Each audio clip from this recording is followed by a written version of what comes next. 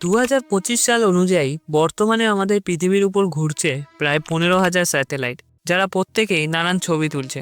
তবে শুধু পৃথিবীর উপরে ঘুরন্ত স্যাটেলাইট নয়, আজ পর্যন্ত মহাকাশে মানুষ পাঠিয়েছে 14,000-এর বেশি স্যাটেলাইট অন্যান্য গ্রহে। তারা রোজ অনেক ছবি তুলেছে। কিছু ছবি এতটাই আজব যে মানুষের কাছে তার কোনো উত্তর নেই। আজকের এই ভিডিওতে আপনারা দেখবেন এরকমই রহস্যময় কিছু ছবি যা স্যাটেলাইট তুলেছে। তাই চলুন শুরু করা যাক। The black hole like spot.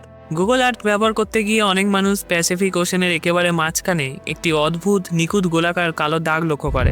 দাগটি এতটাই কালো ছিল যে চারপাশে সমুদ্রে নীল রঙের সঙ্গে এর কোনো মিলই ছিল না। খুব দ্রুত এই ছবিটি রেডিট, টুইটার এবং কনস্পিরেসি ফোরামে ছড়িয়ে পড়ে। সাধারণত সমুদ্রের উপর সূর্যের আলো পড়লে হালকা বা গাঢ় নীল রং দেখা যায়, কিন্তু এখানে কোনো আলো প্রতিফলন দেখাই যাচ্ছিল না। পুরো জায়গাটা যেন একেবারে আলো শুষে নিচ্ছে, ঠিক যেন এটি ব্ল্যাক হোল। দাগটির প্রান্ত এত পরিষ্কার ও নিখুঁত ছিল যে অনেকেই ভাবতে শুরু করে এটা প্রাকৃতিক নয়। কেউ বলল এটি সমুদ্রের তলদেশে বিশাল এক গভীর গর্ত, কেউ দাবি করলো এটি গোপন আন্ডার ওয়াটার মিলিটারি বেস, আবার অনেকে বলল এটি অন্য কোনো ডাইমেনশনের পোর্টাল। কিছু কনস্পিরেসি থিওরিস্ট তো দাবি করে বসে সরকার ইচ্ছে করে জায়গাটা লুকিয়ে রেখেছে। পরবর্তীতে বিজ্ঞানীরা ও গুগলের পক্ষ থেকে জানানো হয় এটি আসলে কোনো গর্ত বা বেস নয়, এটি একটি ছোট জনমানবহীন দ্বীপ যার নাম ভোস্টক আইল্যান্ড। দ্বীপটি এত ঘন সবুজ গাছপালায় ঢাকা যে ওপর থেকে দেখলে এটি সম্পূর্ণ কালো দেখায়। এই দ্বীপে প্রধানত পিসনিয়া গাছ জন্মায়। এই গাছের পাতাগুলো খুব ঘন ও আলো প্রায় শোষণ করে নেয়। উপরন্ত দ্বীপটির আয়তন ছোট হওয়ায় চারপাশে নীল সমুদ্রের মাঝে এটি আরও কালো ও আলাদা করে চোখে পড়ে। The giant door in Antarctica. অ্যান্টার্কটিকার বরফে ঢাকা এক প্রত্যন্ত এলাকায় স্যাটেলাইট ইমেজে হঠাৎ একটি একদম আয়তকার গঠন ধরা পড়ে। দূর থেকে এটি দেখতে ঠিক যেন বরফ বা পাথরের ভেতর কেটে বানানো এক বিশাল দরজা বা প্রবেশপথ। আকারে এতটাই বড় যে সাধারণ কোনো প্রাকৃতিক ফাটল বলে প্রথমে বিশ্বাস করা কঠিন হয়। অ্যান্টার্কটিকায় মানুষের স্থায়ী বসতি নেই। বরফের নিচে কী আছে তা আমরা প্রায় জানি না। পুরো মহাদেশের প্রায় 98% বরফে ঢাকা। এর মধ্যে হঠাৎ করে এত নিখুঁত জ্যামিতিক আকৃতি দেখা পাওয়া স্বাভাবিকভাবেই মানুষের কল্পনাকে উস্কে দেয়। অনেকে মনে করেন এটি কোনো গোপন সামরিক বেসের প্রবেশদ্বার হতে পারে। আরেকটি তথ্য বলছে বরফের নিচে নাকি হাজার হাজার বছর আগের কোনো উন্নত সভ্যতা ছিল। সবচেয়ে জনপ্রিয় ও বিতর্কিত তথ্যটি হলো দ্বিতীয় বিশ্বযুদ্ধের পর নাৎসিরা নাকি অ্যান্টার্কটিকায় পালিয়ে গিয়েছিল। এই দরজাতে অনেকেই সেই কল্পিত নাৎসি বেস 211-এর প্রবেশপথ বলে দাবি করে, কিন্তু বিজ্ঞানীরা ও ভূতত্ত্ববিদরা বলেন এটি আসলে অপটিক্যাল ইলিউশন, বরফ গলার সময় তৈরি হওয়া স্বাভাবিক ফাটল। সূর্যের আলো ও ছায়ার কোণের কারণে ছবিতে এটি নিখুঁত আয়তকার মনে হচ্ছে। The strange spiral in the Australian desert. অস্ট্রেলিয়ার প্রত্যন্ত মরুভূমি অঞ্চলে স্যাটেলাইট ছবিতে প্রথম নজরে আসে একটি বিশাল ঘূর্ণি বা স্পাইরাল আকৃতির কাঠামো, যা সাধারণ চোখে এতটাই নিখুঁত যে অনেকেই এটিকে প্রাকৃতিক নয় বলে সন্দেহ করে। এই স্পাইরালটি এত বড় আকারের যে মাটিতে দাঁড়িয়ে থাকলে এর সম্পূর্ণ গঠন বোঝাই যায় না। ভূমি থেকে দেখলে এটি কেবল কিছু বাঁকানো রেখা বা পথের মতো মনে হয়। শুধুমাত্র গুগল আর্থ বা স্যাটেলাইট ইমেজিংয়ের মাধ্যমে উপরের দিকে তাকালেই এর সম্পূর্ণ আকৃতি স্পষ্টভাবে ধরা পড়ে, যা রহস্যকে আরও ঘনীভূত করে।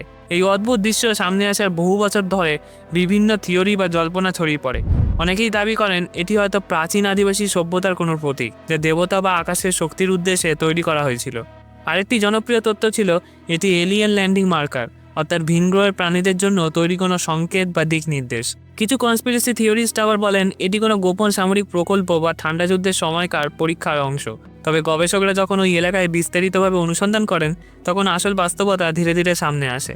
দেখা যায় এই স্পাইরাল আসলে কোনো এলিয়েন বা প্রাচীন রহস্য নয়, বরং এটি মানবসৃষ্ট ভূমি শিল্প অথবা পুরনো সেচ ব্যবস্থার অবশিষ্টাংশ। অস্ট্রেলিয়ার কিছু অংশে 20 শতকের মাঝামাঝি সময় পরীক্ষামূলক কৃষি ও জল ব্যবস্থাপনা প্রকল্প চালু হয়েছিল, যেখানে জল প্রবাহ নিয়ন্ত্রণের জন্য এমন বৃত্তাকার বা ঘূর্ণি আকৃতির নকশা ব্যবহার করা হতো। আবার কিছু ক্ষেত্রে এটি ছিল শিল্পীদের তৈরি ল্যান্ড আর্ট, যেখানে প্রকৃতিকে ক্যানভাস হিসেবে ব্যবহার করে বিশাল আকাশের নকশা বানানো হতো। এখানেই জন্ম নেয় সবচেয়ে গুরুত্বপূর্ণ প্রশ্নটি, যদি এটি শিল্প বা সেচ ব্যবস্থাই হয় তবে এমন কিছু কেন বানানো হলো যা শুধু আকাশ থেকেই দেখা যায়। The giant pentagram in Kazakhstan. কাজাখস্তানের উত্তরাঞ্চলে একটি ছোট শহর লিসাকোভস্ক, যেটা সোভিয়েত আমলে গড়ে ওঠা একটা ইন্ডাস্ট্রিয়াল শহর। 2013 থেকে 14 সালের দিকে গুগল আর্থ এই শহরের কাছে হঠাৎ করে দেখা যায় একটি বিশাল আকৃতির 5 কোণা তারকা। এটি পারফেক্ট পেন্টাগ্রাম। এই চিহ্নটি এতটাই বড় যে মাটিতে দাঁড়িয়ে থাকলে সেটার অস্তিত্ব বোঝাই যায় না, কিন্তু উপরে স্যাটেলাইট থেকে দেখলে এটা স্পষ্টভাবে চোখে পড়ে। আকারে এটি প্রায় কয়েকশো মিটার জুড়ে বিস্তৃত এবং প্রতিটি কোণা একদম জ্যামিতিকভাবে নিখুঁতভাবে আঁকা। পেন্টাগ্রাম প্রতীকটি বিশ্বজুড়ে বহুদিন ধরে বিতর্কিত।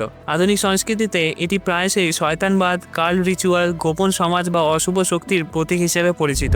তাই যখন এই বিশাল পেন্টাগ্রামটি আবিষ্কৃত হয় ইন্টারনেট জুড়ে আতঙ্ক ছড়িয়ে পড়ে। অনেকেই দাবি করে এখানে হয়তো গোপনে স্যাটানিক রিচুয়াল হতো। কেউ বলে এটি কোনো কাল সংগঠনের আস্তানা, আবার কেউ এটাকে সোভিয়েতের পরবর্তী সময়ে গড়ে ওঠা কোনো অকাল্ট গ্রুপের চিহ্ন বলে মনে করে। এই ভয় আরও বেড়ে যায় কারণ এটি সাধারণ মানুষের চোখে পড়ার মতো জায়গায় নয়, বরং শুধুই আকাশ থেকে দেখা যায়। গবেষক ও ঐতিহাসিকরা পরে জানায় এই পেন্টাগ্রামটি আসলে কোনো রিচুয়াল সাইট নয়, এটি ছিল একটি সোভিয়েত যুগের পার্ক বা রিক্রিয়েশনাল লেআউট। সোভিয়েত আমলে 5 কোণা তারকা ছিল কমিউনিজম ও রাষ্ট্রীয় শক্তির প্রতীক। অনেক শহরে এই তারকা আকৃতিতে পার্ক, স্কোয়ার বা স্মৃতিস্তম্ভ বানানো হয়। লিসাকোভস্ক এই জায়গাটি ছিল এমন একটি পার্ক যেখানে হাঁটার পথগুলো তারকার আকারে তৈরি করা হয়েছিল। The green glow over the ocean. পৃথিবীর কক্ষপথে থাকা বিভিন্ন আবহাওয়া ও পর্যবেক্ষণ স্যাটেলাইট, বিশেষ করে নাসা ও এনওএএ এর স্যাটেলাইট রাতের বেলায় সমুদ্রের উপর অদ্ভুত সবুজ নীল আলোর বিস্তৃত প্যাচ দেখতে পায়। এই আলো সাধারণ শহরের আলো বা জাহাজের আলোর মতো নয়, বরং অনেক বেশি মসৃণ ও প্রাকৃতিকভাবে ছড়ানো। গবেষকরা প্রথমেই পরীক্ষা করেন এই আলো কি উপকূলবর্তী শহর, তেলরি, মাছ ধরার জাহাজ বা বড় শিপিং লেনের সঙ্গে যুক্ত কিনা। কিন্তু আশ্চর্যের বিষয় হলো এই আলো এমন জায়গা থেকে দেখা গেছে যেখানে শত শত কিলোমিটার পর্যন্ত কোনো শহর বা জাহাজ নেই। আলোটি সাধারণত সবুজ নীল রঙের, কখনো হালকা আবার কখনো অত্যন্ত উজ্জ্বল। এটি স্থির নয়, কখনো হঠাৎ দেখা যায়, আবার কয়েক ঘন্টা বা রাতভর টিকে থাকে। কিছু ক্ষেত্রে পুরো সমুদ্র অঞ্চল জুড়ে একটানা আলোর চাদরের মতো ছড়িয়ে পড়ে। বিজ্ঞানীদের প্রথম ধারণা ছিল এটি বায়োলুমিনেসেন্স, অর্থাৎ এমন ক্ষুদ্র সামুদ্রিক জীব, বিশেষ করে ফাইটোপ্ল্যাঙ্কটন বা ডাইনোফ্ল্যাসেটস, যারা রাসায়নিক বিক্রিয়ার মাধ্যমে আলো তৈরি করতে পারে। সাধারণত ঢেউ, নৌকার নড়াচড়া বা জলের কম্পনে এরা আলো জ্বালায়। কিন্তু সাধারণ বায়োলুমিনেসেন্ট প্ল্যাঙ্কটনের আলো খুব সীমিত এলাকায় হয়, সাধারণত কয়েক মিটার বা বড় জোর কয়েক কিলোমিটার। কিন্তু এখানে দেখা গেছে এমন আলো বিস্তার যা হাজার হাজার কিলোমিটার জুড়ে, যা কোনো পরিচিত সামুদ্রিক জীবের পক্ষে সম্ভব নয়। স্যাটেলাইট সেন্সর অনুযায়ী এই আলো এতটাই উজ্জ্বল ছিল যে তা মহাকাশ থেকেও স্পষ্টভাবে ধরা পড়েছে। পরিচিত কোনো জৈব আলো উৎস এত শক্তিশালী ও দীর্ঘস্থায়ী আলো তৈরি করতে পারে কিনা, এটাই বিজ্ঞানীদের সবচেয়ে বড় ধাঁধা। The hidden city under the Amazon. বহু শতাব্দী ধরে অ্যামাজন জঙ্গলকে মনে করা হতো একটি ভয়ঙ্কর, ঘন, প্রায় জনশূন্য অঞ্চল, যেখানে আধুনিক মানুষের আগমনের আগে বড় কোনো সভ্যতা টিকে থাকা অসম্ভব। ইউরোপীয় অভিযাত্রীরা লিখে গিয়েছিলেন এখানে কেবল বিচ্ছিন্ন কিছু আদিবাসী গোষ্ঠী বাস করত, কিন্তু 21 শতকে এসে আধুনিক প্রযুক্তি সেই ধারণাকে সম্পূর্ণ ভেঙে দেয়। স্যাটেলাইট ইমেজিং ও বিশেষ করে লিডার অর্থাৎ লাইট ডিটেকশন অ্যান্ড রেঞ্জিং প্রযুক্তি ব্যবহার করে বিজ্ঞানীরা যখন ঘন জঙ্গলের উপর দিয়ে স্ক্যান চালান, তখন গাছের ছায়ার নিচে লুকিয়ে থাকা অদ্ভুত জ্যামিতিক নকশা ধরা পড়ে। এই প্রযুক্তি লেজার রশ্মি ব্যবহার করে গাছপালা উপেক্ষা করে সরাসরি মাটির গঠন দেখাতে পারে, আর সেখানেই ধরা পড়ে চমক। জঙ্গলের নিচে পাওয়া যায় সোজা রাস্তা, গ্রিড প্যাটার্নে সাজানো বসতি, আয়তকার ও বৃত্তাকার প্ল্যাটফর্ম, কৃত্রিম বাঁধ, খাল এবং উঁচু মাটির কাজ, যা কোনোভাবে প্রাকৃতিক গঠন হতে পারে না। এগুলো ছিল পরিকল্পিত মানব নির্মিত অবকাঠামো। এই বসতিগুলো শুধু ছোট গ্রাম নয়, গবেষণায় দেখা যায় এগুলো ছিল বড় বড় নগর কেন্দ্র, যেগুলো একে অপরের সঙ্গে রাস্তা ও জলপথ দিয়ে যুক্ত ছিল। কিছু জায়গায় এত নিখুঁত গ্রিড সিস্টেম পাওয়া গেছে যে তা আধুনিক শহর পরিকল্পনার সঙ্গেও তুলনীয়। সবচেয়ে বিস্ময়কর বিষয় হলো এই সভ্যতাগুলো অ্যামাজনের পরিবেশকে ধ্বংস না করে বরং পরিবেশের সঙ্গে খাপ খাইয়ে উন্নত কৃষি ব্যবস্থা গড়ে তুলেছিল। তারা তৈরি করেছিল বিশেষ উর্বর মাটি, যাকে বলা হয় টেরা প্রেটা, মানুষের তৈরি কালো মাটি, যা হাজার বছর পরেও উর্বর রয়ে গেছে। গবেষকদের ধারণা এই হিডেন সিটিগুলোতে একসময় লাখ লাখ মানুষ বাস করত, অর্থাৎ অ্যামাজন কোনো বন্য অনুন্নত অঞ্চল ছিল না, বরং ইউরোপীয়দের আগমনের বহু আগেই এখানে উন্নত, সংগঠিত এবং প্রযুক্তিগতভাবে দক্ষ সভ্যতা গড়ে উঠেছিল। এই ভিডিওটা যদি ভালো লাগে তাহলে এই ভিডিওগুলো দেখুন, চ্যানেলটা অবশ্যই সাবস্ক্রাইব করবেন। খুব তাড়াতাড়ি আসছি আরেকটা ভিডিওর সাথে। ধন্যবাদ।